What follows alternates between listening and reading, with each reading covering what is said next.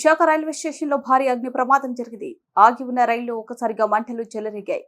కోర్బా నుంచి విశాఖ చేరుకున్న రైల్లోనే 3 ఏసీ బోగీలు మంటలు పూర్తిగా దగ్ధమయ్యాయి. ఘటన జరిగిన సమయంలో ప్రయాణికులు ఎవరూ రైల్లో లేకపోవడంతో పెను ప్రమాదం తప్పింది. మంటలతో పాటు పొగ దట్టంగా అలుముకోవడంతో స్టేషన్లోని ప్రయాణికులు భయంతో బయటకు పరుగులు తీశారు. అటు సిబ్బంది మంటలను అదుపు చేసేందుకు ప్రయత్నిస్తున్నారు.